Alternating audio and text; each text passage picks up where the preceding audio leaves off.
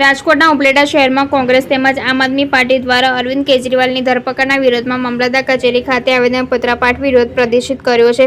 દિલ્હીના મુખ્યમંત્રી અને આમ આદમી પાર્ટીના અરવિંદ કેજરીવાલની એડી દ્વારા ધરપકડ કરવામાં આવી છે.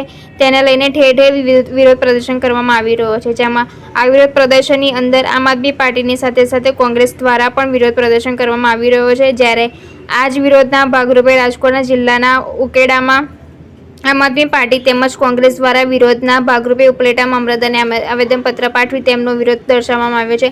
આવેદનમાં જણાવ્યું છે કે હાલની કેન્દ્ર સરકાર તાબાની સરકારી એજન્સી ઈડી તથા સીબીઆઈ આમ આદમી પાર્ટી સંયોજક તથા દિલ્હીના મુખ્યમંત્રી અરવિંદ કેજરીવાલની તે બાબતની સંપૂર્ણ તપાસ કર્યા વગર ધરપકડ કરેલ છે, જે અંગે વિરોધ નોંધાવવામાં આવેલ છે.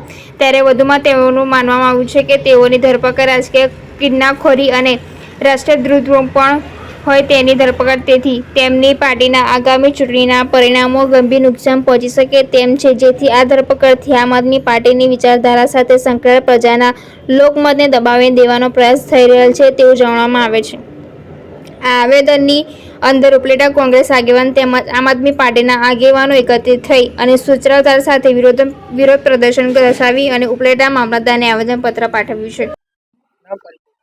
અમૃતભાઈ ગજેરા, શહેર આમ આદમી પાર્ટી ઉપલેટા. ગઈકાલે સાંજે આમ આદમી પાર્ટીના સંયોજક અને દિલ્હીના મુખ્યમંત્રી અરવિંદ કેજરીવાલની જે ઢબે ધરપકડ કરવામાં આવી છે, આ ભારતીય જનતા પાર્ટીની સરકાર સરકારી એજન્સીઓ ઈડી અને સીબીઆઈની એડી તળે વિપક્ષોને કૂચડી નાખવા માંગે છે. આગામી ઇલેક્શનમાં આગામી જે લોકસભાની ચૂંટણી આવી રહી છે, એમાં ભારતીય જનતા પાર્ટી એટલી બધી અરવિંદ કેજરીવાલથી ગભરાઈ ગઈ છે કે જો અરવિંદ કેજરીવાલને પકડવામાં નહીં આવે તો ભારતની અંદર આ ભારતીય જનતા પાર્ટીની મોટી હાર થશે. આ ભારતીય જનતા પાર્ટીએ લોકશાહીની હત્યા કરી નાખવામાં આવી છે.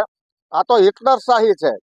લોકશાહીના મૂલ્યોને ખતમ કરવા માટે આ ભારતીય જનતા પાર્ટી પગલાં ભરી રહી છે. ચોટાઈ, શહેર કોંગ્રેસ પ્રમુખ ઉપલેટા.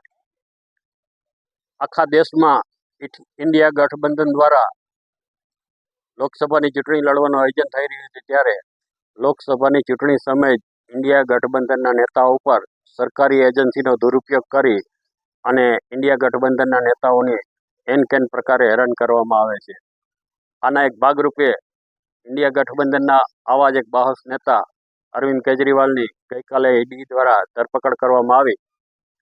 આ ધરપકડને અમે વખોડીએ છીએ અને રાજકીય માણસો ઉપર સરકારી એજન્સીઓ કિનાખોરી કરી અને તેમનો દુરુપયોગ સરકાર દ્વારા કરવામાં આવ્યો છે. આજે ઉપલેટા મામલતદારને ઉપલેટા ઇન્ડિયા ગઠબંધન દ્વારા એક આવેદનપત્ર આપી અને સરકારની આ નીતિનો અમે વિરોધ કર્યો છે અને સરકાર આ જે સરકારી એજન્સીનો દુરુપયોગ કરે છે તે બંધ કરવા માટે અમે તેમને આવેદનપત્ર આપેલ છે. આગામી હવે ચૂંટણીનો માહોલ છે, એટલે જો આની સામે કાયદાકીય જે કંઈ લડત લડવાની છે એ લડવાની થશે, કારણ કે બીજા કોઈ પગલાંથી તો સરકાર માને એમ નથી અને અમે આંદોલન કરવા નીકળશો તો અમને હમણાં પકડીને પૂર દે. આવી સ્થિતિ છે. આમ છતાંય ઉપરથી જો આદેશ આવશે તો અમારે આંદોલન કરવાની જરૂર પડશે તો ઉપલેટામાં આંદોલન પણ કરશું.